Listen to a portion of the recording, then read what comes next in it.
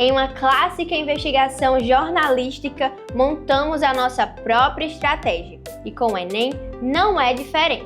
Podemos pensar nele como uma série de investigação. Cada questão pode ser uma pista. A gente colhe uma daqui e outra dali até entender quem é o verdadeiro culpado, que no nosso caso é a alternativa certa. E eu sou sua detetive acadêmica, te mostrando aquelas pistas que você ainda não prestou atenção. Então presta atenção agora na nossa primeira pista. Bora de aula! Olá pessoal, como é que vocês estão? Aqui quem fala é o professor Jairton Filho, seu professor de História aqui do programa Nota 10.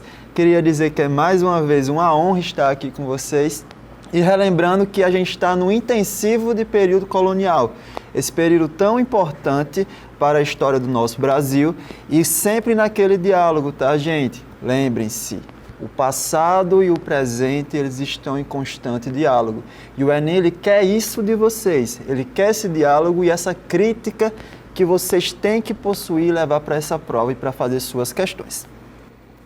Gente, hoje a gente vai ter uma aula um pouco mais complicada, ok? A gente está já partindo para a reta final do período colonial e antes de partir para essa reta final, eu gostaria de relembrar alguns pontos importantes que a gente já trabalhou até aqui nas aulas anteriores, que são justamente as atividades econômicas do período colonial. Durante o período colonial, pessoal, a gente vai ter algumas atividades econômicas que são bem importantes. Lembrem-se, de 1500 a 1530, a gente vai ter o que a gente chama de período pré-colonial.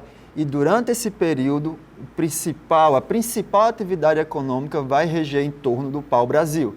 Principal fonte econômica que produzia tinta e principalmente auxiliava em construções. Lembrem-se que a tinta do pau-brasil era uma tinta muito nobre. Eu sempre gosto de dizer que os tapetes vermelhos, eles ilustravam justamente essa nobreza e era uma tinta reservada para a elite. Para além disso, o pau-brasil ele vai auxiliar também na construção das casas, também dos barcos. Lembrem-se que a gente está no período de grandes navegações. Então, inicialmente, no período pré-colonial, a gente vai ter a exploração do pau-brasil, principalmente na região litoral.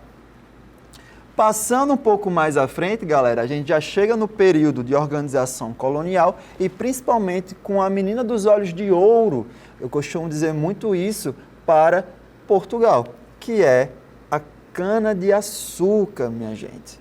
Vai ser a principal fonte econômica para Portugal no início da colonização. Por quê, professor? Responda agora. Vamos lá. Ó. Já desde o período em que eles estavam com as navegações de cabotagens ali pela África, eles já exploravam o continente africano, principalmente nas regiões costeiras, já se utilizava da plantação de cana-de-açúcar ali. Então, essa ideia ela é trazida da África a partir da exploração por Portugal e colocada e inserida no Brasil em um contexto, tá bom? Então, foram trazidas as primeiras mudas da cana-de-açúcar da África. Professor, qual vai ser a mão de obra inicial? Isso aqui foi assunto da aula passada, tá, galera? A mão de obra inicialmente será indígena, principalmente a partir de negociações e trocas comerciais, que a gente conheceu como o escambo. Posteriormente, o comércio com o indígena vai começar a declinar, a exploração indígena vai declinar e a gente vai ter a ascensão e, posteriormente, da escravidão, principalmente dos africanos advindos do continente africano. Então, esse período vai gerar uma sociedade a partir dos senhores de engenho e também de escravizados, o que eu costumo dizer que é uma sociedade bipolarizada que não permite uma ascensão social. Como assim, professor, bipolarizada? Eu quero dizer que não existia uma classe média naquele contexto. Ou você era senhor de engenho, ou você era escravo nativo indígena que era explorado, ok? Sem possibilidade de ascensão social. Isso é muito importante para a gente compreender, principalmente o ciclo do açúcar aqui no Brasil. E lembrando, cana-de-açúcar talvez tenha sido o mais importante, além do ouro, recurso de exploração aqui por parte de Portugal. E dando continuidade, galera, essa informação eu quero que vocês guardem. Prestem muita atenção no que eu vou dizer agora. Existia uma parceria econômica entre Portugal e também banqueiros holandeses. Olha os holandeses aparecendo aqui. Grande parte dos recursos, das inovações que aconteciam e também da manutenção dentro dos engenhos, desde as máquinas, ok? O desenvolvimento de fato da sociedade açucareira passava pelos holandeses. Então, os holandeses, nesse contexto, vão ser muito importantes para o desenvolvimento da sociedade açucareira. Estou falando isso e deixando bem claro agora, e não é de graça. Então, prestem muita atenção e percebam a importância dos holandeses nesse contexto. Tá bom? Vamos para frente, tudo bem, vamos com calma que vai dar tudo certo. Gente, eu queria falar um pouquinho mais sobre um tema muito sensível, porque a gente percebe as marcas do que foi a escravidão africana no Brasil até os dias de hoje, tá? Sempre nesse diálogo. Eu falo muito isso e deixo bem claro isso. Ao longo da história colonial, até a abolição, o Brasil teve cerca de 5 milhões de escravos, ok? Contabilizados. A gente não pode ser inocente e achar que esse processo não gera consequências nos dias atuais. Não houve no Brasil uma política de inserção social, de fato, para colocar o negro, principalmente no pós-abolição, na sociedade. De fato inserido e promover uma ascensão social. Vocês vão perceber ao longo da história do Brasil que a gente vai ter, na maioria das vezes, um corte para com a população negra, gerando conceitos como de desigualdade aqui no Brasil. Então, a gente vai ter problemas estruturais que vão nascer desde esse período colonial. Ok? Por isso que é importante a gente estudar a história do Brasil. Então, os primeiros navios tumbeiros, eles vão chegar ao Brasil em 1548. Por quê, professor? Vocês vão lembrar da aula passada que eu falei que os nativos indígenas, eles não aceitavam ser explorados, tá? Vocês tirem essa concepção de que nativo indígena era preguiçoso. Não, eles negociavam e também não aceitavam ser explorados por esses portugueses. O que é que eles procuram? Uma alternativa mais barata. E vai ser justamente a África que vai prover isso, através justamente da exploração e da escravidão. Então, economicamente, a escravidão africana era muito mais rentável do que a indígena, galera. Lembre-se que esse contexto econômico vem muito do mercantilismo. Olha os conceitos aparecendo aqui. Se você não assistiu nossas aulas anteriores, vão estar gravadas no YouTube, certo? Então, vão lá, vão assistir. E existia também, galera, e aí Portugal foi muito perspicaz, uma preocupação entre os senhores de escravos em comprar africanos de regiões diferentes. Por quê? Gente, a gente tem que parar de ter a imagem de que a África é um continente homogêneo. Por vezes, a gente reproduz isso é uma reprodução de uma imagem preconceituosa da África. A África possui diversidade, ok? Possui diversos países. Isso aqui era para ser uma questão lógica, mas eu preciso deixar claro porque a gente tem uma visão muito preconceituosa com o continente africano e as diversas culturas que estão lá. E geralmente essas culturas, essas regiões da África entravam em conflitos umas com as outras. A partir disso, Portugal se utilizava desses meios para fazer a manutenção da exploração. Então, ele fazia com que uma tribo lutasse com outra, por exemplo. Então, ele explorava essas diferenças e saía lucrando em cima disso, deixando bem claro. Gente, uma das marcas da escravidão no Brasil vai ser justamente uma questão de cordialidade que Sérgio Buarque de Holanda, lá na Primeira República, por volta do século XX, ok? Ali já no período do modernismo no Brasil, Sérgio Buarque de Holanda ele vai escrever um livro muito importante que a gente chama de Raízes do Brasil. A sua tese que vem contida no Raízes do Brasil é o que a gente chama de homem cordial aqui no Brasil, ok? Prestem atenção nessa imagem, a gente tem o que seria a ama do leite, muito importante a gente entender isso. Uma escrava preta ao lado de um filho de senhor de engenho branco. Percebam que isso aqui envolve um carinho. O que é que ele está passando com essa imagem? Gente, a ama do leite, ela possui a função de amamentar os filhos dos seus senhores. Ok? Esse é um laço que, em tese, deveria ser de mãe e filho. E é justamente a partir dessa quebra da hierarquia que a gente vai ter essa cordialidade. O jeitinho brasileiro surge a partir dessa herança colonial. Percebam que o jeitinho brasileiro é uma corrupção, de fato, uma quebra da hierarquia, uma quebra com o que é errado, de uma maneira muito mais amenizada, geralmente apresentando o sufixo inho para justamente amenizar a situação. Eu vou dar o seguinte exemplo. Imagina que você estacionou na vaga que seria reservada para outra pessoa. O policial chega, ok? E vê essa situação, vamos lá que era uma vaga de cadeirante. O policial chega e tem que multar você. Mas você chega para ele e fala, não, policial, eu fiquei lá apenas 5 minutinhos. Não foi tanto tempo. Percebe que a gente tem uma corrupção por trás disso e ela é amenizada por esse jeitinho brasileiro. O que é que Sérgio Buarque de Holanda vai explicar com isso? Ele explica que a partir da nossa herança colonial, a gente vai ter um problema com a hierarquia dentro do Brasil.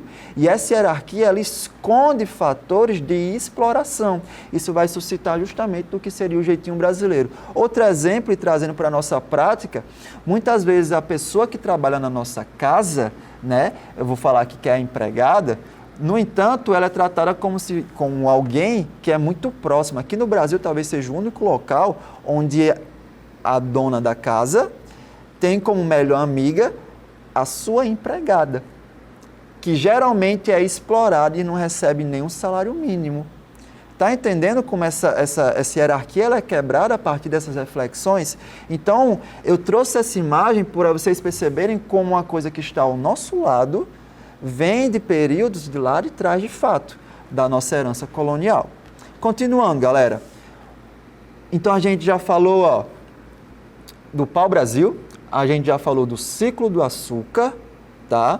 A gente já falou da herança da escravidão aqui no Brasil e como isso influencia nas nossas relações sociais.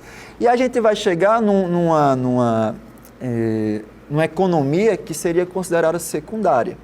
Por quê? A pecuária, ela vai ser importante, ela vai ser responsável, e aqui eu destaquei já de vermelho aqui embaixo, a pecuária vai ser responsável pela interiorização do Brasil, no sertão do Nordeste. Gente, sertão diz respeito ao interior.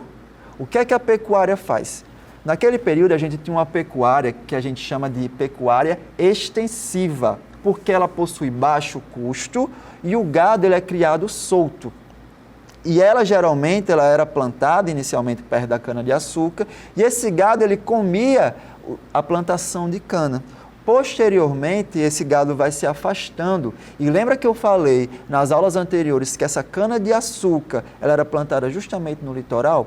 Aos poucos, os criadores de gado eles começam a se afastar e começam a interiorizar o sertão brasileiro. Então, a pecuária, que a gente chama de pecuária extensiva, era uma economia secundária, baseada na mão de obra assalariada, voltada para o comércio interno e principalmente para o abastecimento do engenho, ao redor da venda de couro, da leite, da carne e também do sebo. E a principal coisa que eu quero que vocês fixem na mente é justamente que a pecuária vai ser responsável pela interiorização do Brasil no sertão do Nordeste. Lembre-se que nesse ciclo econômico inicialmente a gente vai ter o Nordeste como ponto central. Não à toa, durante o governo geral, a gente vai ter a fixação da capital brasileira em Salvador. Já já a gente vai trocar para o Rio de Janeiro, mas por enquanto é Salvador ainda. Gente, tudo bem. Eu sei que é muita coisa, mas respirem. A gente vai aqui falando devagarzinho e vocês vão sempre relacionando com os assuntos que a gente já trabalhou. A aula vai ficar gravada, qualquer coisa eu volto um pouco. E aí você consegue entender novamente. Galera, percebam que uma coisa vai ligando à outra. A gente não pode entender a história como um processo separado, como acontecimentos separados. Não. Para a história fazer sentido, você precisa interligar essas questões. A partir do momento que a pecuária ela começa a se expandir, né, a gente vai ter também a utilização das drogas do sertão. Professor, drogas do sertão? Sim, mas calma, vou explicar agora o que é. As drogas do sertão são especiarias encontradas no sertão, às margens do rio Amazonas. Galera, por que isso é importante? Vocês lembram que no início do período do mercantilismo, da expansão marítima, a gente tinha uma rota comercial com as Índias, lá de Portugal, com as Índias, e por isso que eles começam a se expandir? Guardem isso na mente de vocês, ok? Porque isso vai ter relação direta. Porque no momento que essas especiarias são encontradas no Brasil, perceba que não tem necessidade mais de a gente recorrer às Índias. Então, Portugal volta ainda mais os olhos aqui para o Brasil. Então, quais são essas especiarias? São várias, tá, galera? Cacau, castanha, guaraná, urucum. Aqui a gente tem algumas imagens representativas que serviam justamente de especiarias para Portugal, tá bom? Essas drogas substituem aí, como eu já falei, o eixo comercial com as Índias. E pessoal, para além da pecuária, a gente vai ter um movimento que a gente chama de entradas. Ainda vou explicar isso um pouco mais na frente. Mas já dando um spoiler, a exploração das drogas do sertão vai ser feitas a partir do que a gente conhece como entradas. Professor, entradas? Sim. Entradas são expedições financiadas pelo Estado português, ao contrário de bandeiras, que parte principalmente da iniciativa privada dentro dos colonos. Então, fixem esse conceito na mente e vamos para frente. Galera, então percebam que aqui a gente tem um mapa de como funcionava o ciclo econômico do Brasil nesse contexto, tá? Para vocês verem a importância. Aqui embaixo, mais tarde, vai ser descoberto o ouro e a gente vai ter a região das Minas Gerais, que não era só o estado que a gente conhecia, hoje é praticamente o sul e o sudeste todo naquele contexto. Aqui a gente também consegue fazer uma leitura do mapa a partir do nordeste, onde a gente tinha a exploração da cana-de-açúcar. Outra coisa importante, aqui a gente vai ter a pecuária nessa parte aqui toda verde, tá, gente? Importante vocês perceberem. Então, percebam que aos poucos o comércio ele começa a se interiorizar, chegando principalmente à região norte, que são onde vai ser encontrada as drogas do sertão. Professor, mas eu lembro nas aulas passadas, né, que o senhor tinha explicado que existia o Tratado de Tordesilhas, e o Tratado de Tordesilhas ele não permitia que os portugueses entrassem aqui desse outro lado, principalmente no norte.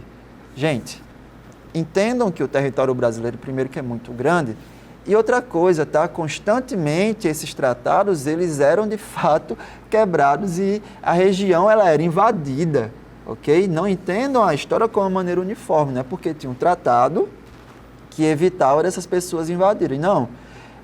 Eles invadiam, eles quebravam constantemente esse tratado, inclusive entravam em conflito constantemente. Então, para deixar claro aqui, ó, a gente vai ter no Nordeste a cana-de-açúcar se destacando, principalmente pelo escoamento, ele ser muito necessário nesse período de Salvador como capital. A pecuária extensiva, voltada para o comércio interno, lembra que é uma economia vamos falar assim, de segundo interesse. Enquanto a cana-de-açúcar era para o comércio externo, principalmente para a metrópole, pensando naquele conceito do pacto colonial, o processo da pecuária, a economia da pecuária era justamente para financiar o comércio no interior. Mais tarde a gente vai ter as drogas do sertão e lá na frente, principalmente no ciclo do ouro, a gente vai ter, principalmente em Minas Gerais, a exploração do ouro, ok? Gente, entendemos isso? A gente já começa a entender um pouquinho também de um processo muito importante, principalmente para a quebra do pacto, que seria o Tratado de Versalhes. Vamos lá, vamos com calma. A União Ibérica. Professor, nunca ouvi falar em União Ibérica na minha vida, vai ouvir falar agora, meu querido. Se acalme que eu vou explicar. Percebam que eu coloquei uma bandeirinha aqui, que vai unir Portugal e Espanha. E a União Ibérica, gente, é justamente essa união entre Portugal e Espanha naquele contexto. Professor, eles se uniram, praticamente se tornaram apenas um país? Foi isso mesmo que aconteceu. É uma fofoca gigante e eu vou contar já já. Mas percebam, A União Ibérica foi a união entre Portugal e Espanha sobre o regime de reis espanhóis. O que é que aconteceu aqui, professor? Porque a Espanha começou a governar, os reis espanhóis começaram a governar Portugal também. Olhem só, gente. Portugal e Espanha, isso aí vocês já devem ter bem fixado, porque a gente já trabalhou isso, eles ficam numa região chamada de Península Ibérica, lá na Europa. O que é que acontece? Em 1578, o rei de Portugal, e aí já era uma prática que vinha daquele período, o rei de Portugal, ele foi lutar numa guerra ao lado dos seus soldados, lá no Marrocos, principalmente ali no norte da África, tá? Ele acaba sendo morto. E aí uma informação importante, ele não deixa herdeiros, e isso acaba causando o que seria uma crise sucessória lá dentro de Portugal. Tá? Estão pegando a historinha? Então, olha a fofoca.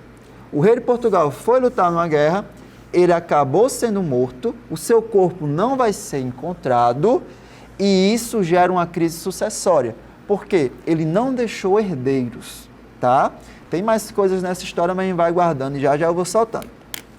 A gente vai ter alguns conflitos, inclusive o tio do nosso falecido vai assumir, só que o tio do falecido, gente, era ligado com a igreja. E como vocês já sabem, a igreja, quem é padre, quem tem alto escalão na igreja, ele não pode se casar e nem possuir herdeiros. Qual é a saída, gente? A gente vai ter alguns conflitos para ver quem vai assumir o reinado de Portugal. Professor, quem é que vai vencer?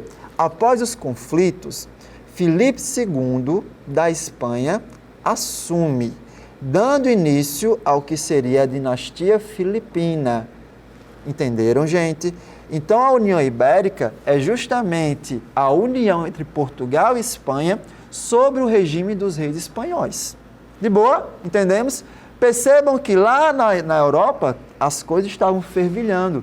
E claro, pessoal, que isso vai refletir nas ações aqui na colônia. Pensa só, quem vai tomar de conta da colônia agora? Certo? Quem vai liderar a gente? A gente agora obedece a quem? Isso vai gerar alguns transtornos dentro da colônia e vão influenciar principalmente os holandeses. E já eu conto essa parte para vocês. Gente, aqui é a imagem do Dom Sebastião, o rei de Portugal, morto lá no conflito. E Dom Sebastião, ele foi morto, no entanto, o seu corpo ele não foi encontrado. Isso aqui é interessante saber. Por quê? O seu corpo não foi encontrado e ele é santificado, dando origem ao que a gente conhece como sebastianismo. Professor, o que é sebastianismo? Gente, o sebastianismo será a crença popular, ou seja, da população portuguesa, que definia Dom Sebastião como Messias. Professor, Messias, sim.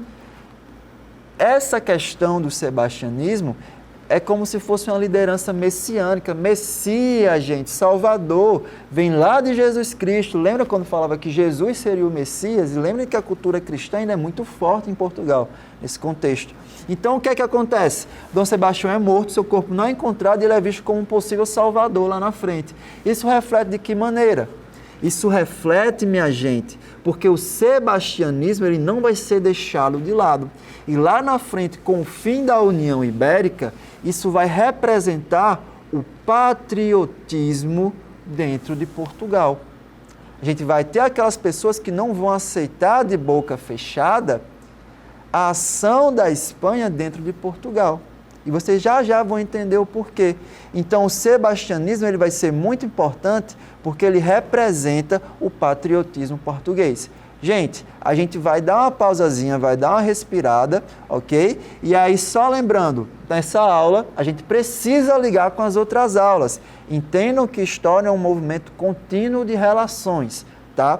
Aconselho fortemente que, caso vocês não tenham entendido algo, essa aula vai ficar gravada no YouTube. E aí vocês voltam, dá uma olhada nas outras aulas para que vocês consigam interligar o nosso intensivo de história colonial aqui no Brasil. Pessoal, grande abraço, volto já. Tomem uma aguinha e estamos de volta. Valeu!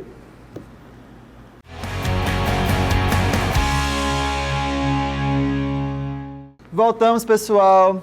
Mais uma vez, sejam muito bem-vindos. Pararam para tomar água, eu parei também. E aí, só relembrando um pouquinho do que a gente já conversou no bloco anterior, a gente está relembrando um aspecto muito importante, que é justamente o aspecto econômico aqui da colônia, que foi o Brasil, tá? A colônia de Portugal. Lembrando alguns pontos importantes. Em primeiro momento do período pré-colonial, das nossas primeiras aulas, a gente teve a exploração do pau-brasil, tá? Que ele servia para aquela tintura, para as questões relacionadas à construção.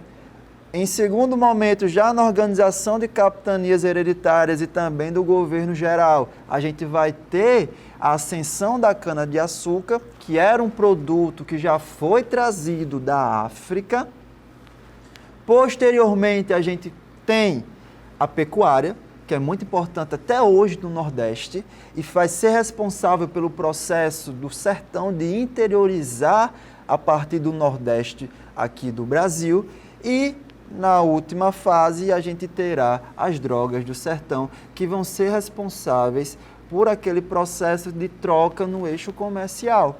Lembrando que o objetivo inicial de Portugal, com a expansão marítima, era estabelecer um comércio com as Índias. Tá? Então, eles conseguem chegar aqui ao Brasil e esse processo, até descobrir as drogas do sertão, isso vai levar um certo período, ok? Então, no bloco passado, a gente também entendeu o que foi a União Ibérica, que é justamente a união entre Portugal e Espanha sobre o regime dos reis espanhóis. Esse processo vai de 1580 a 1640. Pessoal, isso aqui é muito importante.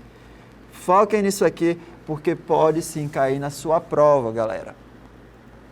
Com a União Ibérica, por que ela acontece? Justamente por causa do rei de Portugal, que vai ser morto na batalha nos Marrocos. Naquele período era muito comum que o rei ele fosse para as suas batalhas para justamente encorajar os seus soldados. Aqui é uma imagem de Dom Sebastião, e lembrando que Dom Sebastião ele vai ter o seu corpo perdido durante a batalha, seu corpo não é encontrado, e aí ele é transformado basicamente em santo. E a partir da sua santificação, ele vai ter o que seria o sebastianismo, a crença popular que definia Dom Sebastião como Messias. O sebastianismo vai representar justamente essa origem patriótica de Portugal. Percebam que as questões religiosas, elas dão um sentimento de pertencimento a uma sociedade. É o que acontece muito aqui no Brasil também. Tá bom?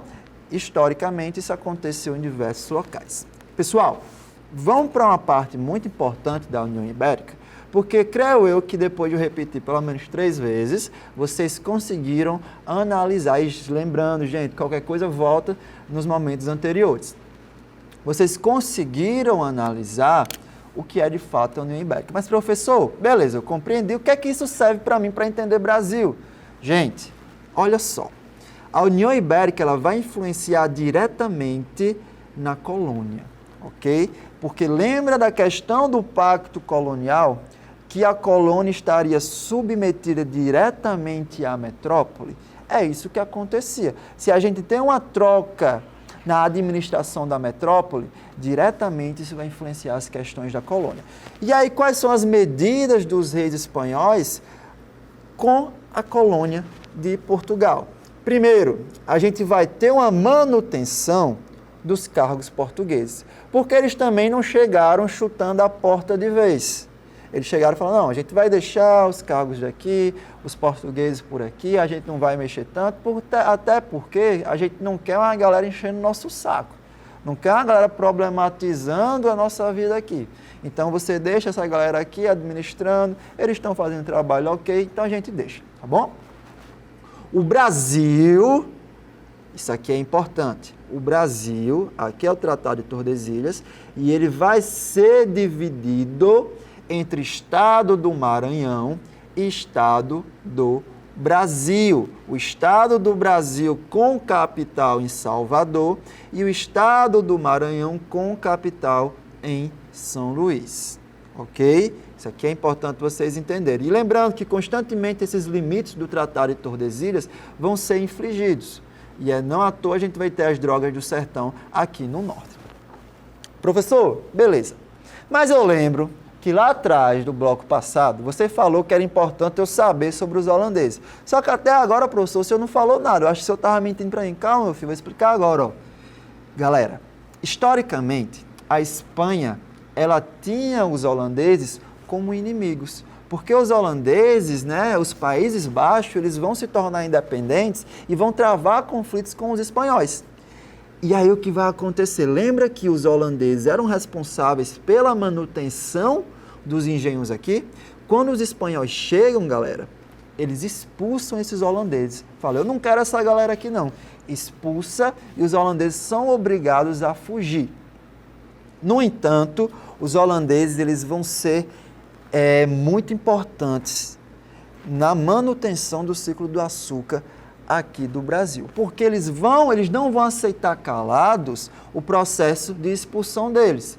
Eles vão mandar eles embora e aí os holandeses vão voltar e irão invadir o Brasil mais 2 vezes. A primeira não tão bem sucedida, enquanto a segunda ela vai passar a ser bem sucedida. Inclusive, vão fundar um governo geral aqui com Maurício de Nassau. Pessoal, entendemos isso? Então percebam que a política dentro da colônia, ela vai ser influenciada principalmente por essa manutenção dentro da metrópole, lembrando das questões ligadas ao pacto colonial. Gente, vamos lá. Como é que Portugal ele vai recuperar o poder? Aqui, meus amores, vocês vão conseguir enxergar o emblema da Casa de Bragança.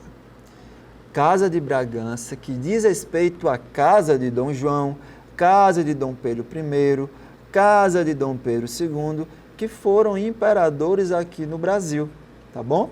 E o que é que vai ser importante vocês se situarem? Portugal ele recupera o poder a partir de uma insatisfação da burguesia com os altos impostos. Então, o que é que acontecia? Quando a Espanha estava em crise, eles não aumentavam os impostos dos espanhóis. Eles aumentavam os impostos de Portugal. Por quê? Porque era o outro povo que estava aqui do lado, não tem por que eu cobrar do meu povo. Eu cobro de Portugal. E, consequentemente, isso afeta diretamente também as questões da colônia. Vai haver uma guerra de restauração liderada por Dom João IV. Porque, naquele momento, a Espanha e a França, eles vão estar dentro de um conflito conhecido como Guerra dos 30 Anos.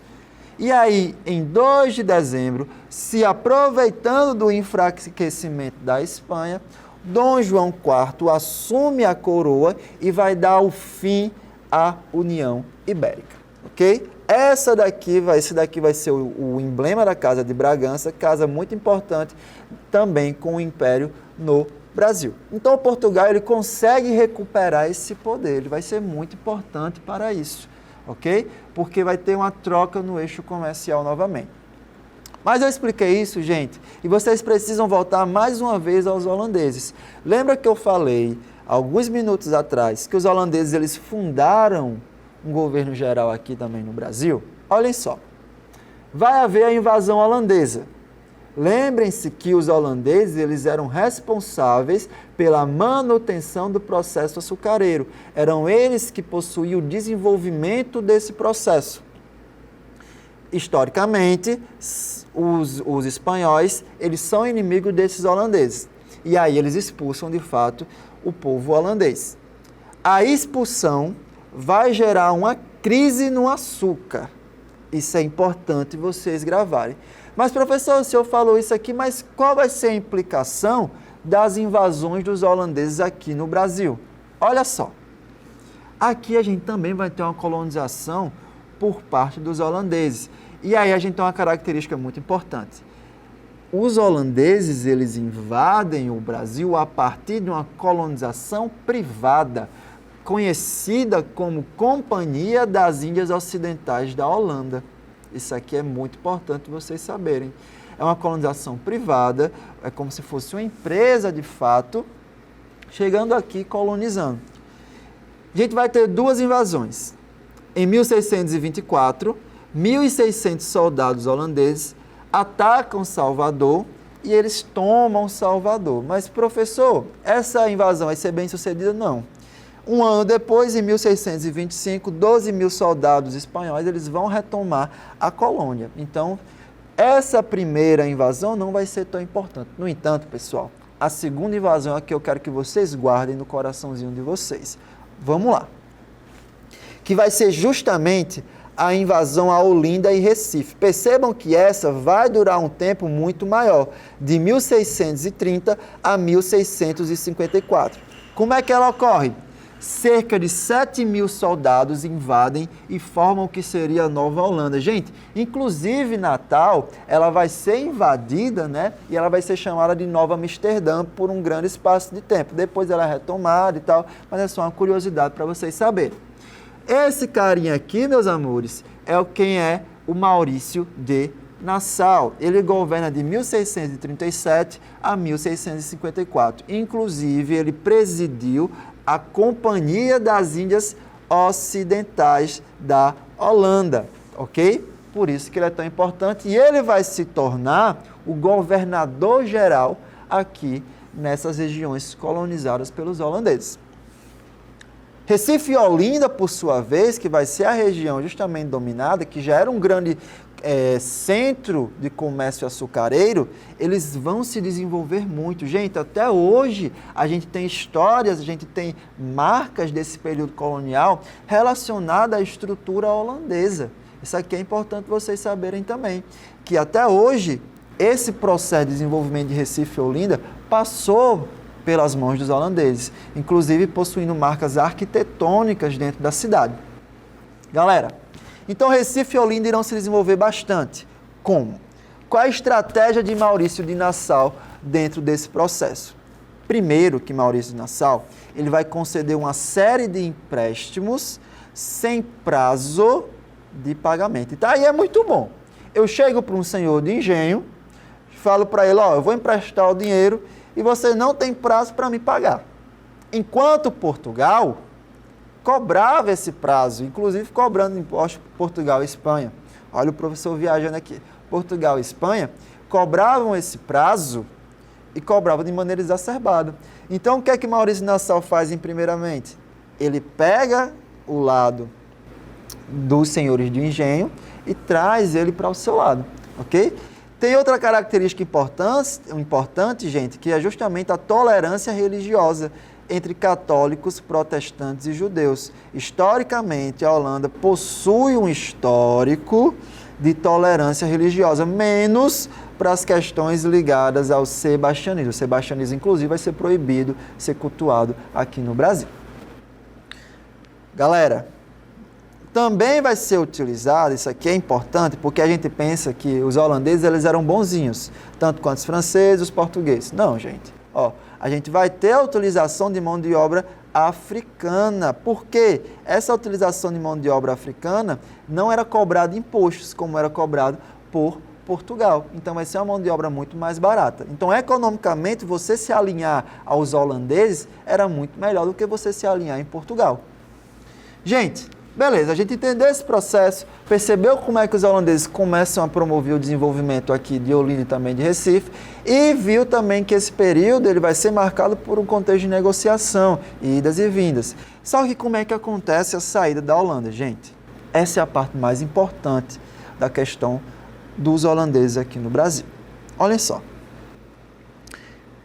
Lembra que eu falei que não tem prazo para pagar aqueles impostos? Em algum momento ele vai ter que ser pago. E vai ser justamente agora. A Companhia das Índias Ocidentais holandesas, eles vão começar a cobrar os impostos. Ele fala, meu filho, a gente tem que pagar porque senão não está rendendo lucro. A empresa privada está aqui para isso. A gente precisa lucrar com isso. A gente vai ter, isso aqui eu já expliquei para vocês, a reestruturação de Portugal com a família de Bragança, ok? Isso aqui é importante, porque a gente vai ter uma hegemonia maior da liderança portuguesa, e vocês vão sempre unindo essas questões. E em 1945 a gente terá a insurreição pernambucana, que vai ser um conflito entre portugueses contra os holandeses, tá, gente? Inclusive envolvendo diversos nativos indígenas. Em 1649 a gente vai ter a Batalha dos Guararapes, que será os portugueses e nativos catequizados, percebam que o processo dos jesuítas também era muito importante.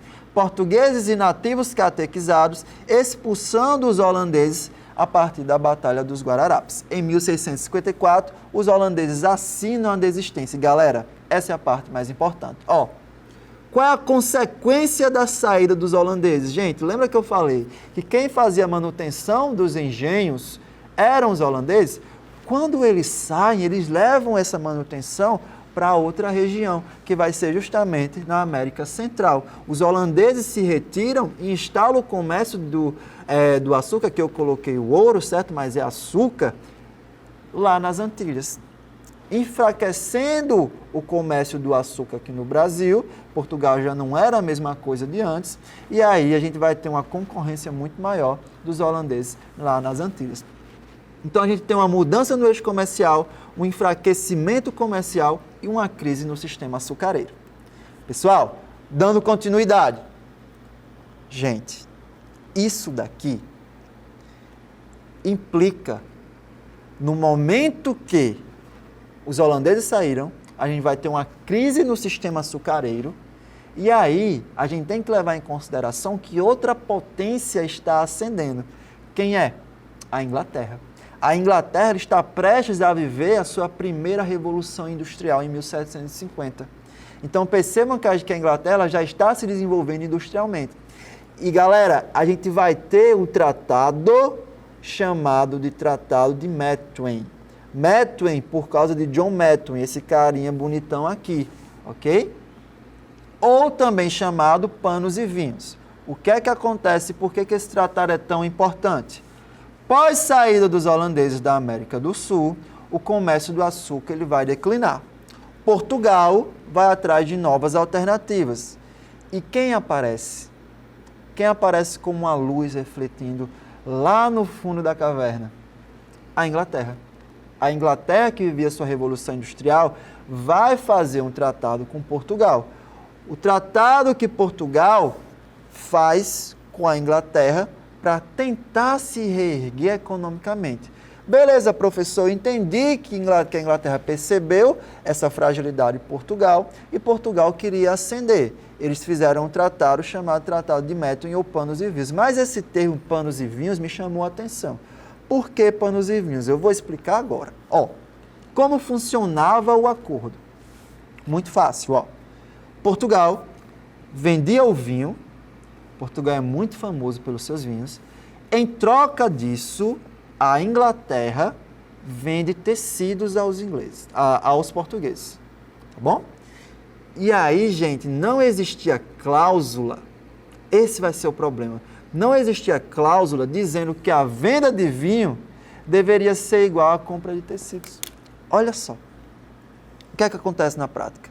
Uma relação de dependência entre os portugueses e os ingleses. Os portugueses compravam muito mais do que os ingleses, gerando essa dependência econômica. E Portugal estava desesperado.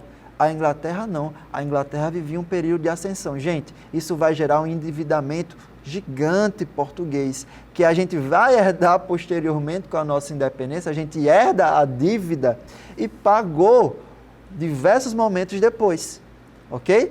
Então vai gerar um endividamento português, ou seja, esse endividamento trouxe marcas até a nossa república, o império. Isso é importante vocês saberem. Portugal gerou essa dívida, o Brasil ele vai herdar essa dívida posteriormente, e aí galera, Portugal irá se reerguer apenas com o ouro algumas décadas depois. Isso é conteúdo para a nossa próxima aula. Gente, vamos para o resumão? Muita coisa, pessoal. Eu sei que é muito conteúdo, mas é porque o sistema colonial realmente é muito grande. Mas vamos lá. Resumão de período colonial, principalmente as questões econômicas e União Ibérica e também invasão holandesa. As primeiras fontes econômicas foram o pau-brasil, a cana-de-açúcar, pecuária e drogas do sertão. Posteriormente, a gente chega com ouro. A escravidão africana foi vista como uma saída mais barata do que a dos nativos indígenas. Outra coisa, nesse momento, na sociedade do engenho, a gente tem uma sociedade bipolarizada, ou seja, a gente não tem uma classe média se estendendo ali, ou seja, a gente não tem uma manutenção e nenhum desenvolvimento que promove uma ascensão. A gente vai ter também a União Ibérica, que é a união entre Portugal e Espanha, e, consequentemente, com a expulsão dos holandeses durante o contexto da União Ibérica, a gente terá também a invasão holandesa. Posteriormente, os holandeses vão ser expulsos e a parte mais importante, com a expulsão dos holandeses, uma crise no comércio açucareiro aqui no Brasil, levando Portugal a procurar outros meios. Quais vão ser esses meios? Justamente o Tratado de Methuen, que vai gerar uma dependência entre portugueses e ingleses. Ok, gente? Pessoal, tudo certo? Vamos para as nossas questões para a gente exercitar. Eu trouxe algumas questões bem interessantes para a gente conseguir fazer. Vamos lá. Questão 1, Enem. A rebelião luso-brasileira em Pernambuco começou a ser urdida em 1644 e explodiu em 13 de junho de 1645, dia de Santo Antônio. Uma das principais medidas de João Fernandes foi decretar nulas as dívidas que os rebeldes tinham com os holandeses. Gente, questão bem conteudista, para falar a verdade. Eu sei que vocês gostam desse tipo de questão, porque quem estudou, com certeza vai acertar. O que é que aconteceu aqui? Lembra que eu falei que os holandeses isentaram a galera das dívidas? Quando os portugueses retomam a região, eles isentam justamente as dívidas que foram cobradas pelas Índias Ocidentais posteriormente. Ele fala, não precisa pagar, eu quero que vocês venham para o nosso lado, e isso vai atrair uma parcela dos senhores de engenho. Houve uma grande adesão da nobreza da terra, entusiasmada com esta proclamação heróica. Você fala assim, não precisa pagar. Esquece os holandeses, agora vocês estão submetidos a mim. Esquece as dívidas. Ou seja, a galera não pagou a dívida com os holandeses. O desencadeamento dessa revolta na América Portuguesa seiscentista foi o resultado do quê? Fraqueza bélica dos protestantes batavos. Gente, não peguem do Enem o que ele não está te dando, pelo amor de Deus. Não falamos sobre protestantes aqui. Comércio transatlântico da África Ocidental.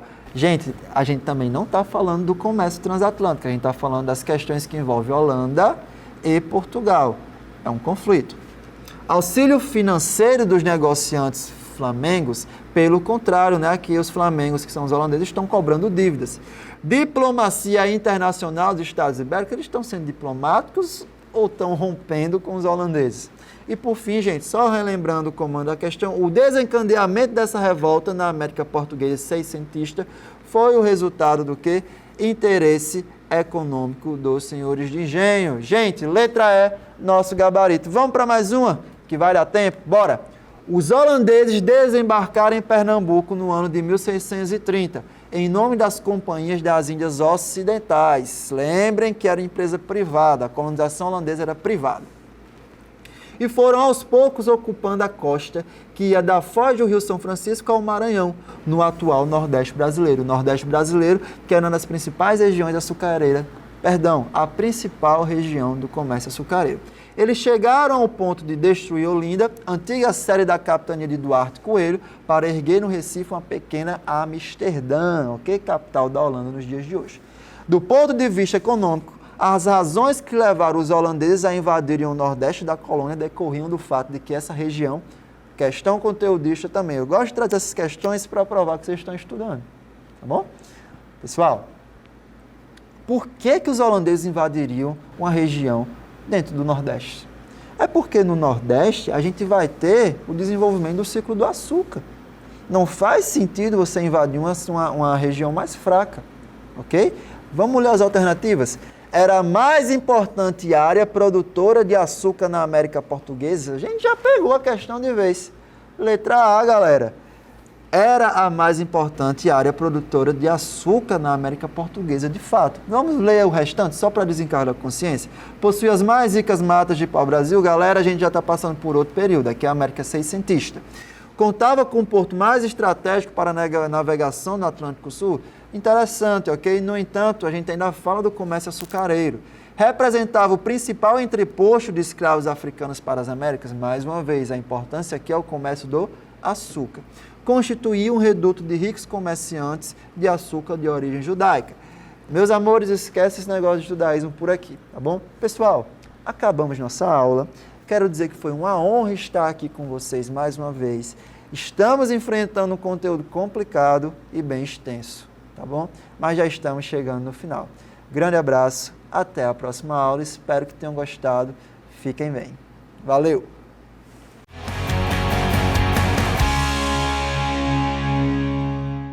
E aí, School Friends, qual dica vocês ainda não captaram? Então, bora de lupa do conhecimento na nossa próxima aula? Fala moçada, fala meninada, iniciando mais um bloco do programa Nota 10, voltado, destinado para o Enem, para a prova do Enem 2025, que se aproxima. Quem vos fala é o professor Arion Charlon, pode me chamar só de Arion, sou professor de Geografia, estou aqui para contribuir com todos e com todas na área de Ciências Humanas e suas tecnologias. Nesse bloco, vamos dar ênfase, sobretudo, à Geografia Física, muito importante na competência 6 do Caderno de Humanas. Competência essa que dá foco, dá ênfase, robustez, principalmente às paisagens naturais. Com isso, a geografia contribui e contribui bastante, principalmente nessa área da geografia física, geologia, geomorfologia, o relevo, climatologia, hidrografia, vegetação, biomas, domínios morfoclimáticos e também os impactos ambientais. No bloco de hoje, em especial, vamos dar ênfase à geologia. Contudo, o Enem ama de paixão falar sobre a geologia do Brasil. Vamos lá.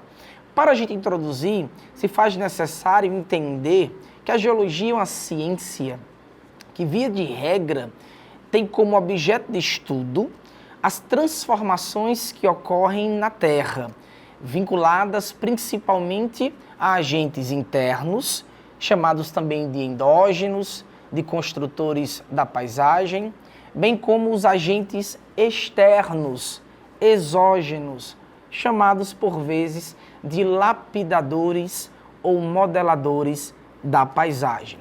Dito isso, a geologia também é uma ciência que analisa essas transformações, essas mudanças, essas metamorfoses ao longo do que nós chamamos de tempo geológico. E esse tempo geológico, moçada, ele é diferente do tempo histórico. O tempo histórico é o tempo do homem, que é uma sílica na praia comparada ao tempo geológico, que é o tempo da Terra, que, segundo a ciência, tem aproximadamente 4,6 bilhões de anos. E ao longo desses 4,6 bilhões de anos, muita coisa mudou nesse mundão, tanto em termos de paisagens, como em termos também de evolução dos seres vivos, do ser mais primitivo, procarionte, unicelular, perpassando por seres importantes invertebrados como poríferos, quinidários, plateumintos, nemateumintos, anelídeos, moluscos, equinodermos, chegando até os vertebrados, peixes, anfíbios, répteis, aves e mamíferos. Esse processo evolutivo também se dá ao longo desses 4,6 bilhões de anos. E em termos paisagísticos, também, de fato, a Terra ela se modificou, ela se transformou, ela se metamorfoseou ao longo desse tempo, chegando até esse cenário atual que vocês conhecem de terras emersas, ou também conhecidos como continentes, ilhas ou territórios insulares, bem como os corpos hídricos, oceânicos e também fluviais. Dito isso, a gente inicia e agora a gente faz uma imersão mergulhando sobre a geologia do Brasil, que o Enem ama de paixão. Vem para cá. Quando a gente fala em geologia do Brasil, se faz necessário dar uma ênfase a algumas atividades econômicas, porque de fato o Enem gosta muito de explorar a estrutura geológica do Brasil. E, de fato, se vocês tiverem esse conhecimento da estrutura geológica, se fará necessário também fazer uma relação direta com algumas atividades econômicas, entre elas a atividade mineradora, bem como também a extração de hidrocarbonetos ou combustíveis fósseis. Vem para cá. Quando a gente fala em geologia do Brasil, moçada, que nesse recorte que vocês estão vendo na lousa, faz parte da competência 6, como eu já reforcei, compreender a sociedade e a interação dessa sociedade com a natureza e, sobretudo, a habilidade de número 26. Lembrando que o caderno de humanas, ele é, de fato, explorado mediante 6 competências e 30 habilidades. Nessa aula, nesse bloco em especial, vamos dar ênfase à competência 6 e à habilidade de número 26, como vocês estão vendo aí nesse recorte. Joinha? Então vem para cá. Para entender a geologia do Brasil, também se faz necessário compreender que há algumas formações geológicas globais e que nem todas as formações ou estruturas geológicas se farão presente no Brasil. Tudo bem, o Brasil é de tamanho continental, mais de 8 milhões e meio de quilômetros quadrados, mas há sim algumas estruturas geológicas globais que não se faz presente no território nacional. Vamos lá. Quais são as 3 formações ou estruturas geológicas? Como no recorte imagético vocês conseguem perceber. Nós temos os escudos cristalinos. Moçada, meninada, esses escudos cristalinos, eles também são chamados, designados de maciços antigos. Maciços antigos, chamados também de dobramentos antigos. Por vezes, vocês irão perceber que na literatura geológica brasileira, vocês irão perceber que há muito termo chamado de cráton ou crátons. Os crátons no Brasil são formações geológicas antigas, que no caso são os chamados de fato escudos cristalinos ou dobramentos antigos ou maciços antigos. Além dos cristalinos, dos escudos ou maciços cristalinos ou dobramentos antigos, no globo há mais 2 formações geológicas: os dobramentos modernos e as bacias sedimentares. Então, repetindo, há 3 estruturas ou formações geológicas globais: os escudos cristalinos ou dobramentos antigos, os dobramentos modernos e as bacias sedimentares. Dessas 3 estruturações, o Brasil só irá apresentar 2. Quais são elas? Os escudos cristalinos, em um percentual de 36% do território nacional. Então, 36% do território nacional será coberto por esse tipo de estrutura, as estruturas cristalinas, e 64% do território nacional será coberto por bacias sedimentares. Então, no Brasil, só há 2 estruturas ou formações geológicas presentes: os escudos cristalinos ou maciços antigos ou áreas cratônicas e as bacias sedimentares. No Brasil não há dobramentos modernos. Repetindo, no Brasil não há dobramentos modernos. Deixa eu facilitar a sua vida, você que está se preparando para o Enem, quando se deparar com esse termo dobramento moderno. O que se faz referência, o que traz, na verdade, a discussão por trás desse termo? A palavra dobramento, ele pode ser também utilizado como enrugamento. Esse enrugamento ocorre na crosta terrestre. Você, quando era bruguelinho, estudou que a Terra é subdividida em camadas internas. Nós temos a porção mais superficial, chamada de litosfera, que ela é subdividida em crosta ou crosta terrestre, rica em silicatos de alumínio, e crosta ou crosta oceânica, rica em silicatos de magnésio. Além da crosta ou da crosta, nós temos uma outra camada chamada de manto. Manto superior, manto inferior e, por último, uma camada mais interiorana, chamada de núcleo ou NIF, porque é rico de fato em compostos químicos de níquel e de ferro. Nessa estruturação, chegamos à percepção de fato que quando a gente fala em dobramentos modernos, essa dobra se dá na porção mais superficial interna da Terra, ou seja, da litosfera, da crosta, quer seja terrestre ou quer seja oceânica. E ela se dobra como uma folha, como uma sanfona. Vamos pensar aqui numa sanfona. O sanfoneiro, ao pegar a sanfona, exerce força nas duas extremidades, lado esquerdo e lado direito. Ao comprimir a sanfona, surgem paisagens de cristas e de vales, cristas e vales, ou paisagens anticlinal, sinclinal, anticlinal, sinclinal, ou convexa, côncava, convexa, côncava. Isso porque aquela porção central da sanfona ela é plástica para fazer esse movimento de compressão e dilatação. Via de regra, a crosta também passa por esse fenômeno. Contudo, não é tão perceptível aos nossos olhos. Ocorre devido a atividades e atuações de agentes geológicos internos da Terra, sobretudo o tectonismo, que quando você era lá bruguelinho no Fundamental 2 e ao longo do ensino médio, o professor ou a professora intitulava de placas tectônicas ou placas litosféricas.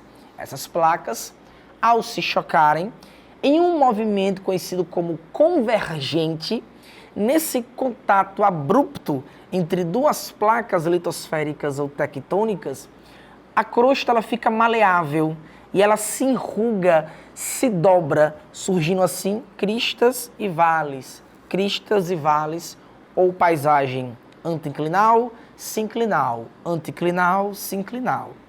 Moçada, meninada, é nesse tipo de agente interno, tectonismo, é nesse tipo de atividade geológica que são formadas as cadeias orogenéticas. Calma, deixa eu facilitar o glossário. Oro vem do latim, grego também, que significa montanha. Gênese, origem, formação. Então, as cadeias ou cordilheiras orogenéticas vêm de um processo chamado de orogênese, que se dá, ou que é o nome que faz menção à formação ou origem de montanhas, cadeias montanhosas. Podemos citar a Cordilheira dos Andes, na costa oeste da América do Sul. Podemos citar a Cordilheira do Himalaia, na porção central e meridional da Ásia, os Alpes suíços, o Atlas no norte da África, as cadeias rochosas norte-americanas. Essas cadeias montanhosas, elas são formadas, de fato, em bordas ativas. E essas bordas ativas, elas só ocorrem em movimentos convergentes, quando duas ou mais placas litosféricas, elas se chocam abruptamente, em um movimento conhecido como movimento convergente. E, moçada, no Brasil não há esse tipo de formação. O Brasil não tem essa estrutura, essa formação geológica chamada de dobramentos modernos. Então, no território brasileiro, ao longo de 8,5 milhões de quilômetros quadrados, o território nacional será coberto apenas por escudos cristalinos, chamados também de áreas cratônicas ou maciços antigos, em um percentual de 36%, e de bacias sedimentares, em um percentual de 64%. Agora, olhem para cá, fixou os olhos em mim. Quando a gente fala em escudos cristalinos e bacias sedimentares, se faz necessário dar uma ênfase a algumas atividades econômicas. Vamos pensar um pouquinho. De que forma? Ora, quando a gente fala em algumas atividades econômicas, algumas atividades no Brasil e no mundo, elas ocorrem em especial nessas estruturas geológicas. Quando vocês se depararem com formações cristalinas ou escudos cristalinos ou áreas cratônicas, há a possibilidade de extração de minerais metálicos e não metálicos. Como, por exemplo, no Brasil, essas regiões cristalinas, em que há a possibilidade da atividade mineradora, no Brasil existem algumas regiões extremamente ricas em atividades mineradoras, como, por exemplo, o quadrilátero ferrífero no estado de Minas Gerais, a Serra de Carajás no estado do Pará, o maciço de Urucum, em Mato Grosso do Sul, a Serra do Navio, no estado do Amapá. E não muito distante, pelo contrário, você que é nordestino, você que é potiguar, no estado norte-rio-grandense, o estado norte-rio-grandense, o estado potiguar, sofre a influência de um planalto, de uma província cristalina chamado Planalto do Borborema, ou província do Borborema. Esse planalto, ele irá influenciar várias unidades federativas nordestinas, entre elas Pernambuco, Paraíba e, não menos importante, o nosso querido e maravilhoso estado potiguar.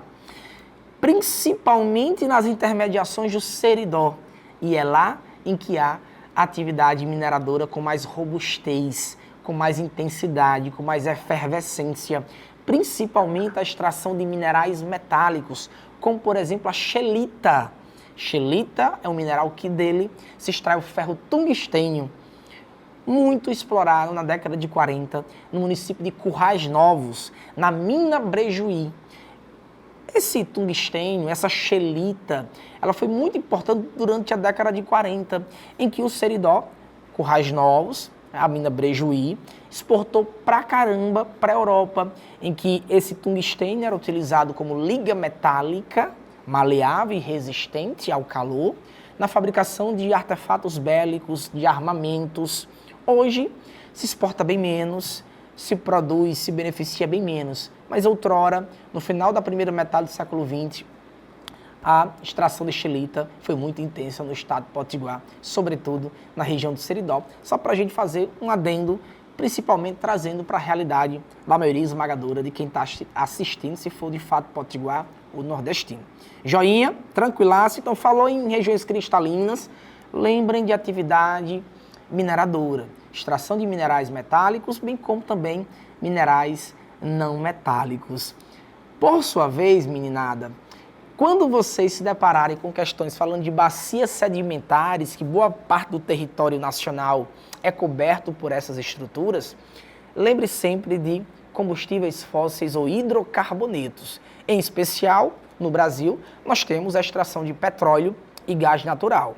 Carvão mineral no Brasil se extrai muito pouco, tem reservas diminutas lá na região sul, mas de fato não tem potencial comercial. Potencial comercial nós temos extração de petróleo, quer seja onshore, em terra, em plataforma continental emersa, que inclusive o estado de Potiguar é número um em extração de petróleo em terra, na bacia Potiguar, em campos como Riacho da Forquilha, em campos como o Canto do Amaro, se extrai de fato muito petróleo onshore, em terra.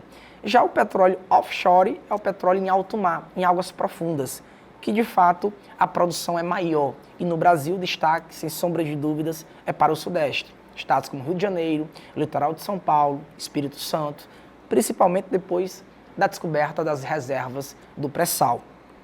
Pílula de atualidades, preste atenção, fixou os olhos em mim.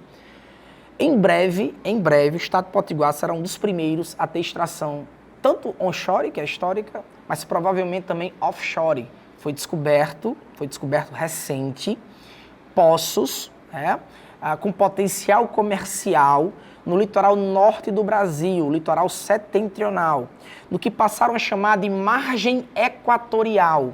Essa margem equatorial, ela se estende, o próprio nome diz, é uma margem, porque é equatorial, porque está próximo da linha do Equador.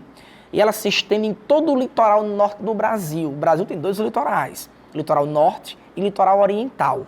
Esse litoral oriental vai do Rio Grande do Norte, região metropolitana de Natal, Tibau do Sul, até o Rio Grande do Sul. Litoral setentrional ou norte também vai do Rio Grande do Norte. É o único estado que tem dois litorais, a Costa Branca, ou o litoral norte ou setentrional, e o litoral leste ou oriental, com características ambientais distintas. Vai do Rio Grande do Norte, Costa Branca, até o Amapá.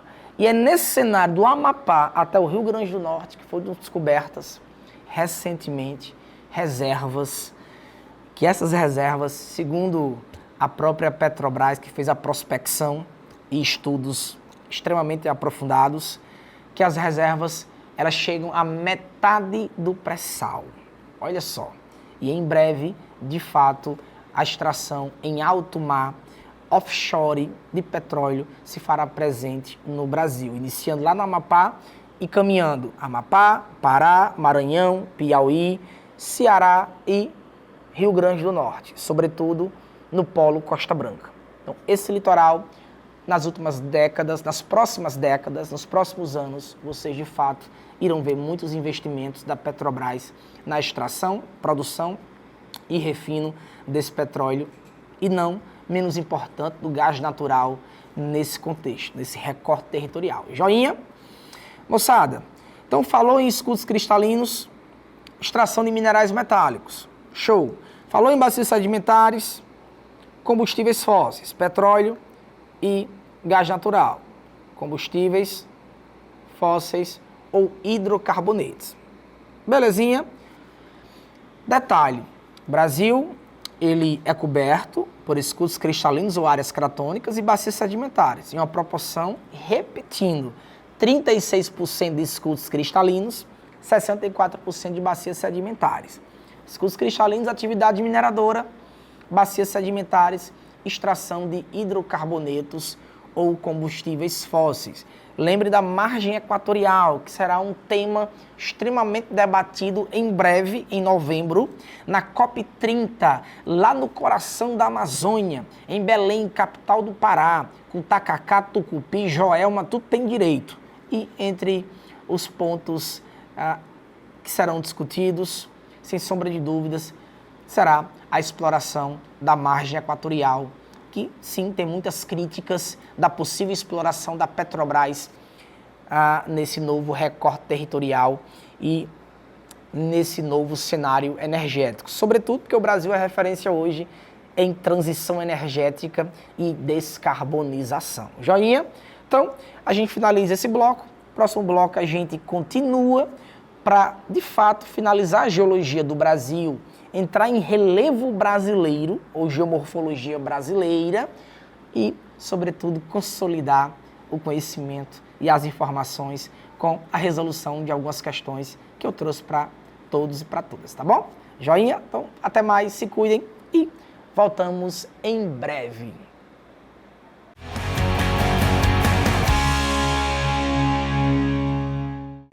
Fala, moçada, voltando no bloco em que tínhamos iniciado falando sobre a geologia do Brasil. Só para reforçar, quem vos fala é o professor Arion Charlon, pode me chamar só de Arion. E nesse bloco a gente fez uma imersão, de fato, em um tema extremamente relevante na sua preparação para o Enem. Lembrando que o Caderno de Ciências Humanas e Suas Tecnologias é um caderno que explora 6 competências e 30 habilidades. No bloco anterior, introduzimos sobre a geologia do Brasil, o relevo brasileiro, que ele está para o Enem e para as competências, na competência de número 6, que fala sobre sociedade e natureza. Tranquilo?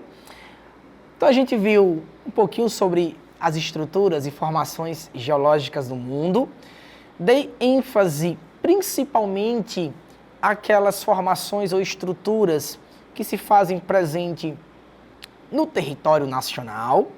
Vimos também que as 2 estruturas predominantes ao longo de 8 milhões e meio aproximadamente de quilômetros quadrados, que é o território brasileiro, é subdividido em formações cristalinas, chamadas também de maciços antigos, dobramentos antigos ou áreas cratônicas, bem como bacias sedimentares, em uma proporção de 36% de escudos cristalinos e 64% de bacias sedimentares. Mencionei também para todos e para todas, no bloco anterior, que de fato a gente precisa fazer uma ponte, uma relação direta dessas formações geológicas, estruturas geológicas, com atividades econômicas, entre elas, sobretudo, a mineração de minerais metálicos e a extração de combustíveis fósseis ou hidrocarbonetos.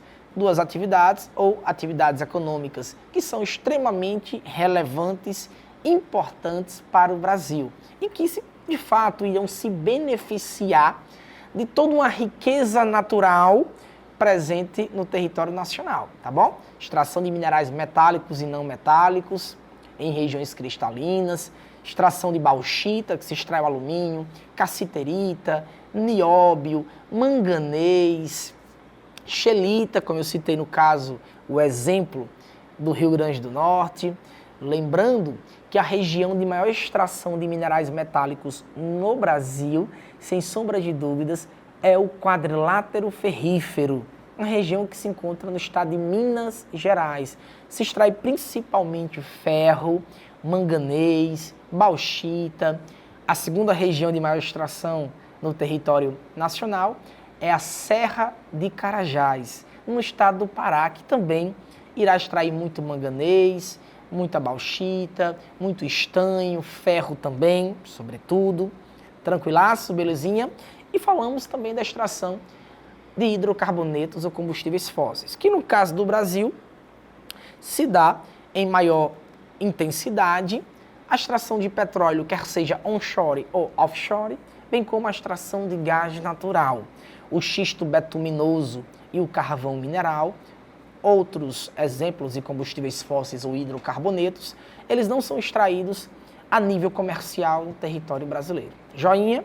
Tranquilaço? Então a gente finalizou a primeira parte fazendo essa introdução para que você possa entender não só a estruturação geológica brasileira e as potencialidades naturais do território nacional, mas fazendo uma relação direta com a geologia geral, estrutura interna da Terra, alguns agentes internos e externos que atuam, sem sombra de dúvidas, vem atuando ao longo de 4,6 bilhões de anos, que é o tempo da Terra, é o tempo que, de fato, muitas mudanças, muitas transformações, muitas metamorfoses ocorreram na Terra. Joinha?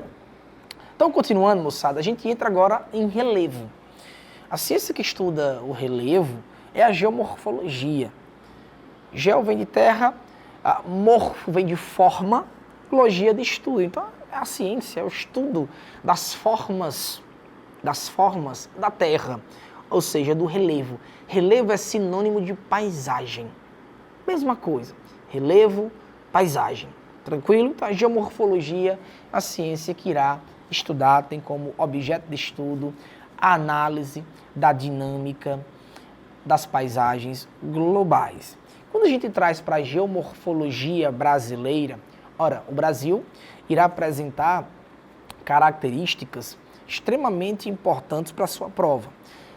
Como, por exemplo, o relevo brasileiro irá se embebedar totalmente da geologia do Brasil. E a geologia do Brasil é a geologia antiga. Há muitas rochas, há toda uma litologia antiga, datada do pré-cambriano, do paleozoico. Contudo, o Brasil também, claro, por ter essa estrutura geológica antiga, irá apresentar um relevo, uma geomorfologia muito desgastada, uma geomorfologia, uma paisagem extremamente pediplanizada, aplanada, ou seja, se ela foi desgastada ao longo de milhões e milhões de anos, consequentemente ocorreu um rebaixamento. Intemperismo químico, intemperismo físico, intemperismo biológico, os processos erosivos atuaram com muita intensidade, consequentemente ocorreu um aplanamento, uma pediplanação. Em outras palavras, o Brasil terá cotas topográficas ou altimétricas muito singelas. Repetindo, o Brasil irá apresentar um relevo com cotas topográficas ou altimétricas muito singelas, cotas que não irão ultrapassar, por exemplo, 4.000 metros ou 4 quilômetros de altitude em relação ao nível médio do mar. Lembrando que a altitude é diferente de altura. A altura tem um referencial qualquer.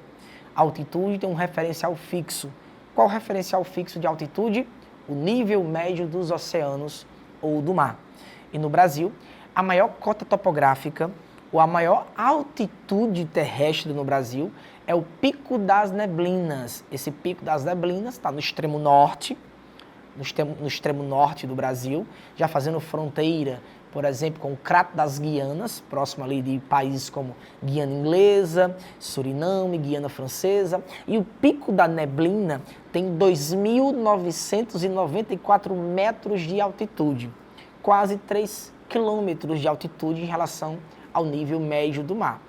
Parece extremamente elevado, Mas comparado, por exemplo, com Aconcagua, o Aconcagua é a maior elevação dos Andes e ultrapassa 6.000 metros. Quando a gente compara, por exemplo, com o Himalaia, e a maior elevação do Himalaia na porção central e sul da Ásia, que é o Pico Everest, ou Monte Everest, aí a comparação é extremamente brutal. O Everest tem 8.848 metros de altitude em relação ao nível do mar. É a maior altitude do planeta, sem sombra de dúvidas. Tá? E está dentro do complexo do Himalaia, claro. O Himalaia é uma cordilheira. Cordilheira é sinônimo de cadeia, são várias elevações. Sendo que a maior do Himalaia e do planeta é o pico ou Monte Everest. Joinha, tranquilaço, belezinha. Então, o Brasil vai apresentar uma geomorfologia, um relevo pediplanizado, um relevo aplanado, muito desgastado, muito intemperizado, muito erodido, joinha, apresentando principalmente algumas unidades que agora a gente vai começar a compreender. Nesse recorte imagético da lousa, notem que aí nós temos duas classificações do relevo brasileiro. Ao longo da história do Brasil, houveram apenas 3 classificações. De fato, a classificação do relevo brasileiro, ela é recente. A primeira classificação se deu na década de 40, por um professor, ex-professor da USP, chamado Haroldo de Azevedo. E o Haroldo de Azevedo classificou de maneira muito trivial, simples, o relevo brasileiro em apenas 2 grandes unidades. Claro, dividido aí em mais unidades, mas em 2 macro-unidades. Vamos utilizar esse termo. Que 2 macro-unidades eram essas? Os chamados planaltos e as planícies. Para o Haroldinho, para o Haroldo de Azevedo, toda e qualquer cota topográfica maior que 200 metros acima do nível do mar era considerado um planalto. Toda cota topográfica menor do que 200 metros, para o Haroldo de Azevedo, era considerada uma planície. Essa foi a primeira classificação do relevo brasileiro, da geomorfologia brasileira, o professor Haroldo de Azevedo, na década de 40. Caminhando um pouco, na década de 60, um outro professor, ex-professor da USP, parece que não é brasileiro, mas era sim brasileiro, o Aziz Nassib Absaber, classificou também o relevo brasileiro em planaltos e planícies.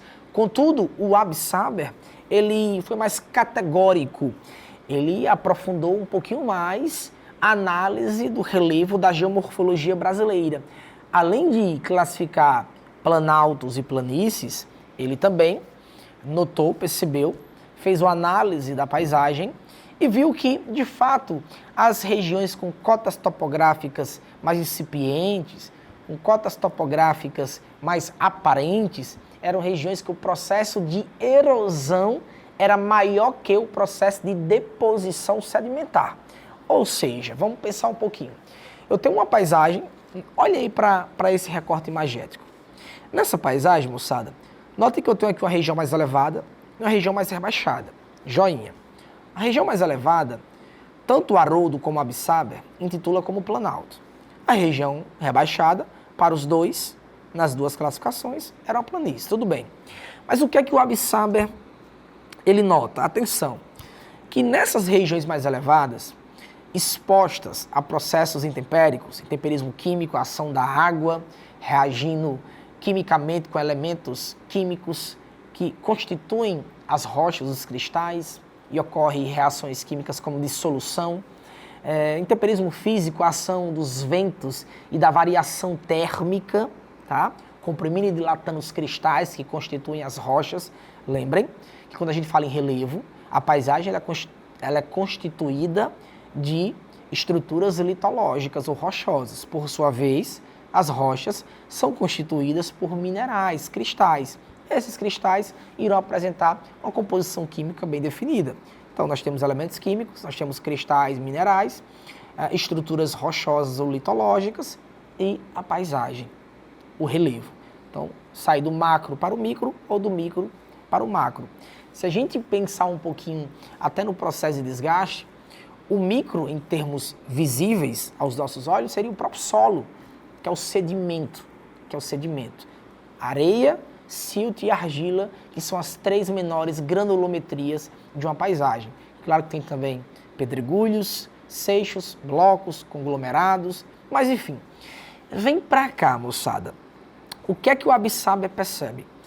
Nessas regiões de planalto, em que o processo erosivo ele é mais intenso porque as rochas estão em uma cota topográfica superior, consequentemente estão mais expostas ao desgaste, temperismo químico, físico ou biológico.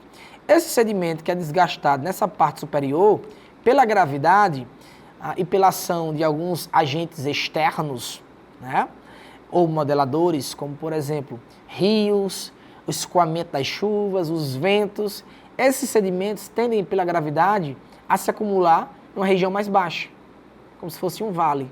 Então, para o Absáber, os planaltos são áreas que o processo de erosão é maior que o processo deposicional, de deposição sedimentar. Já nas planícies, o processo de erosão é menor, ou seja, a deposição de sedimentos é maior que o processo erosivo. Joinha? Acabou por aí? Não.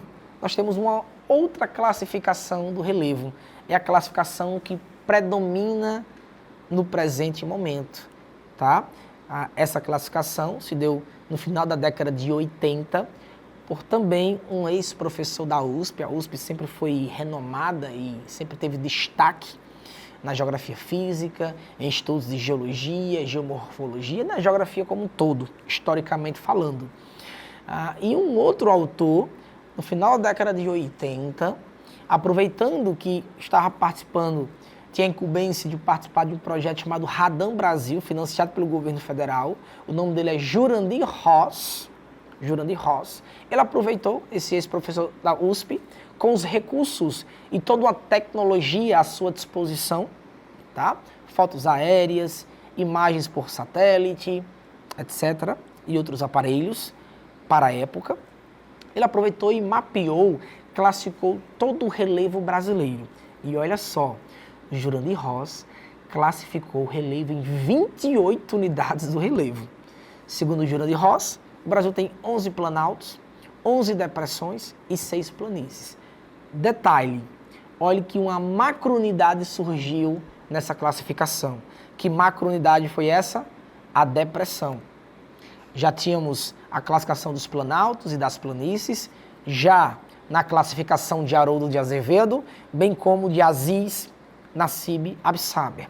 Mas na classificação do Jurandir Ross, de fato, surge uma nova classificação, a macrounidade chamada depressão. E atenção, para o Jurandir Ross, toda depressão um dia já foi um planalto, porém que apresentava e continua apresentando uma estrutura litológica menos resistente. E aí, pelo processo erosivo, se rebaixou. Note aqui nesse recorte imagético que nós temos um planalto, a região mais elevada, tá? O planalto aqui, essa região mais elevada. Ao lado de um planalto, nós temos uma depressão. E note que eu dei um destaque aqui nessa depressão, mostrando que antes de ser uma depressão, era um planalto, que passou por um processo de rebaixamento em virtude de ações, tá? De agentes externos, agentes modeladores, exógenos, lapidadores da paisagem, como chuva, variação térmica, ventos. Esses agentes, ao atuarem na paisagem, nessas regiões mais vulneráveis, mais suscetíveis ao processo de desgaste, elas se rebaixaram. E aí, do lado de planalto, nós temos uma depressão. E, por último, as planícies. Macete que eu dou para vocês, atenção, peguem um bizu aqui, ó. Todo planalto é uma paisagem com cota topográfica mais elevada. Joinhas, aí vocês compreenderam. As depressões serão sempre unidades, macrounidades vizinhas aos planaltos. Vou dar um exemplo categórico do Nordeste. Os dois planaltos mais famosos no Nordeste é o Planalto do Borborema e o Planalto do Parnaíba.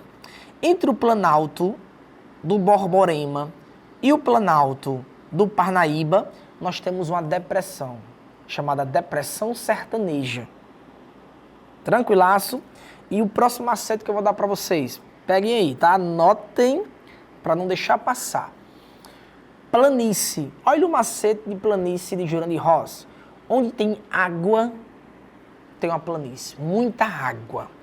Ou seja, note que as planícies, elas são planícies ou costeira, que tem o oceano, o Atlântico, ou planícies de bacias hidrográficas importantes, como a bacia hidrográfica do Rio Amazonas, como a bacia hidrográfica do Velho Chico, do São Francisco, a bacia hidrográfica do Rio Tocantins, Araguaia, a bacia hidrográfica do Paraná. Resumindo, as planícies estarão em regiões, de fato, com grande volume de água.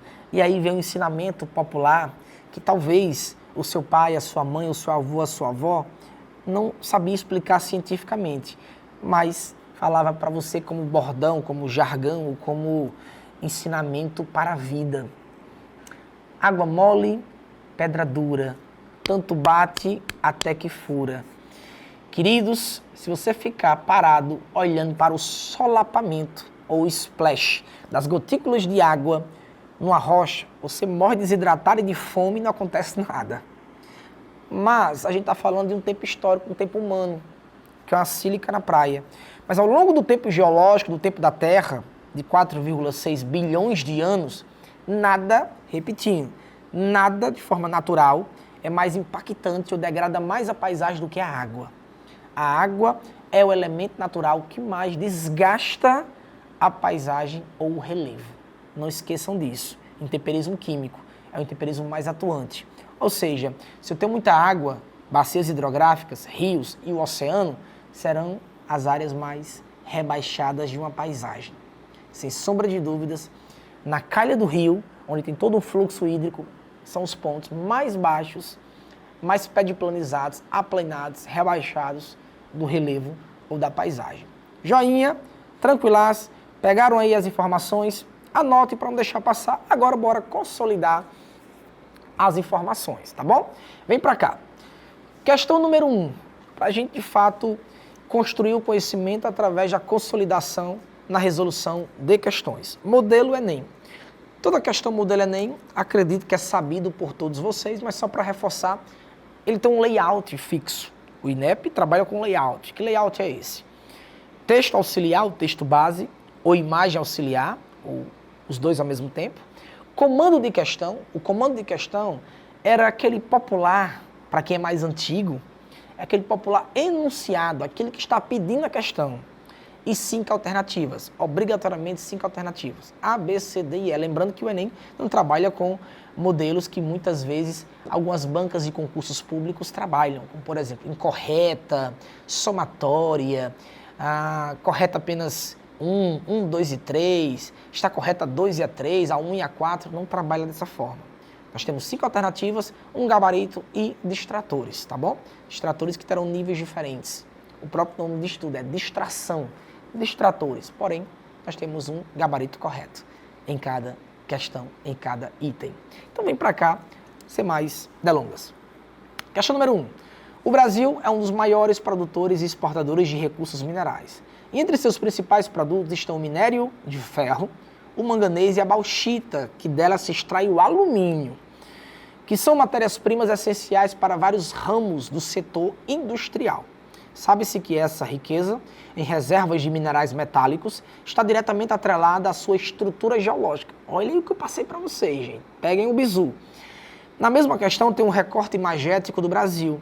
Nesse recorte nós temos 3 grandes regiões importantes de atividade mineradora e, sobretudo, de extração de minerais metálicos. Nós temos o quadrilátero ferrífero em Minas Gerais. Vou até destacar aqui para vocês, ó. Quadrilátero ferrífero. Nós temos a Serra dos Carajás, ou de Carajás, no estado do Pará. Nós temos aqui a Serra do Navio, no Amapá, e o maciço de Urucum, em Mato Grosso do Sul. Olha aí, tinha falado há pouco tempo isso para vocês. Mas bora gabaritar? Comando da questão. Diante do exposto e observando a imagem abaixo, podemos afirmar quanto aos recursos minerais brasileiros que, alternativa A, na Serra dos Carajás, encontra-se uma das maiores reservas de minerais metálicos no mundo, responsável Pela maior produção... Opa, jamais! De fato, a Serra do Carajás é uma das principais, mas não é a principal, a maior. A maior está no quadrilátero ferrífero. Então a gente elimina a alternativa A. B. O principal centro de exploração mineral está no quadrilátero ferrífero no estado de Minas Gerais. Joinha. E entre os principais recursos extraídos estão minério de ferro, show, bauxita, show, carvão mineral. Não, jamais. O carvão mineral é um hidrocarboneto ou combustível fóssil. Ele jamais será extraído em regiões cristalinas. Sim, em bacias sedimentares. E o Brasil é pobre em carvão mineral. O Brasil é rico em petróleo e gás. Carvão mineral não. Tem reservas diminutas lá na região sul e mesmo assim não tem potencial comercial para investimento, tá bom? Então a alternativa B também está eliminada. Alternativa C. As principais atividades de exploração dos minerais metálicos, circuladas na imagem acima, no caso da imagem anterior, concentram-se nas áreas de bacias sedimentares. Minerais metálicos em regiões cristalinas, bacias sedimentares, hidrocarbonetos ou combustíveis fósseis. D. A maior produção de bauxita, mineral de onde é extraído o alumínio, está no maciço de Urucum, local conhecido pela elevada qualidade de seu minério, que é exportado principalmente para a Europa e Japão. Não. O gabarito deve ser a letra E, mas vamos ler. As principais jazidas de minerais metálicos são encontradas na Serra do Carajás e no quadrilátero ferrífero, nas áreas formadas geologicamente por escudos cristalinos. Joinha está gritando de certo. Então nós temos gabarito alternativa E. Marque aí. Vamos para o abraço. Próxima questão. Questão número 2. As plataformas ou crátons, olha aí, se estamos falando de crátons, deixa eu circular aqui para vocês. Ó. Se estamos falando de crátons, é claro que estamos falando de regiões cristalinas. Regiões cristalinas. Correspondem aos terrenos mais antigos e arrasados por muitas fases de erosão. Apresentam uma grande complexidade litológica rochosa, prevalecendo as rochas metamórficas muito antigas, pré-cambriano médio e inferior. Também ocorrem rochas intrusivas antigas e resíduos de rochas sedimentares. São 3 as áreas de plataforma de crátons no Brasil. O Crato das Guianas, o Crato sul-amazônico e o Crato de São Francisco. Tá? Vem para cá. As regiões cratônicas das Guianas e sul-amazônica têm como arcabouço geológico vastas extensões de escudos cristalinos, ricas em minérios, que atraíram a ação de empresas nacionais e estrangeiras do setor de mineração e destacam-se pela sua história geológica por... Gente, vamos lá. Se está falando de escudos cristalinos rico em minérios, apresentarem áreas de intrusões graníticas ricas em jazidas e minerais, ferro e manganês, minerais metálicos. Olha aqui as outras.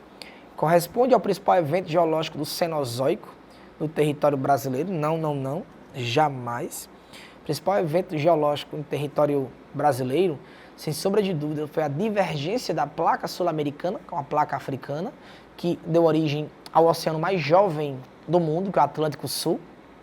Também houve um derramamento basáltico no Brasil no final do Cretáceo para início aí do Cenozoico. Final do Cretáceo, que é um período da era Mesozoica, para o início do Terciário, que é um período da era Cenozoica, que é a era geológica mais atual. Então, há 65 milhões de anos atrás, 60 milhões de anos atrás, no Brasil houve também um falhamento, fissuras, fendas, afloramento do material magmático. Esse material se espalhou na superfície, se resfriou e se solidificou, surgindo uma rocha chamada basalto. Essa rocha, que inclusive deu origem ao solo mais fértil do Brasil, que é o solo de terra roxa, um solo muito importante para as plantações de café na segunda metade do século XIX e início do século XX, no oeste de São Paulo e norte do Paraná, tá bom? Então, não. Alternativa C, apresentarem áreas arrasadas por erosão, que originaram a maior planície do país, também não. D, possuírem em sua extensão terrenos cristalinos, joinha. rico em reservas de petróleo e gás, não, aí não. Petróleo e gás são em bacias sedimentares, não em regiões cristalinas. Serem esculpidos pela ação de intemperismo físico decorrente de variação de temperatura. Não, então gabarito, alternativa A, tá? É o nosso gabarito, A. Marque aí e bora para o abraço. Show de bola? Vem pra cá. Alternativa A é o nosso gabarito. E aí, moçada, meninada, de fato, essas duas questões foram para consolidar o conhecimento, consolidar as informações e, sobretudo, o estudo da geologia, da geomorfologia geral e, não menos importante, do Brasil, certo? Então, a gente fica com esse bloco, sobretudo com a certeza que essa competência 6 ela é muito explorada e, mais ainda, com a convicção que você, que está assistindo, absorveu as informações necessárias para gabaritar qualquer questão que, porventura, possa aparecer na sua prova que se aproxima na edição do Enem 2025. Joinha? Mais um abraço, gratidão, até a próxima. Fui! Olha só, School Friends, eu não sou Sherlock Holmes, mas já entendi que a nossa investigação está chegando ao fim. Mas calma que tem mais pistas vindo por aí. Então anota na agenda. Dias de segundas e sextas-feiras, às 21h15 e aos sábados, às 16 horas, tem mais Nota 10 para você. E aos domingos, tem reprise às 16 horas. E para não perder nada do que acontece por aqui, segue a gente nas redes sociais. É o @TCM10HD. Beijos, School Friends, e até a próxima!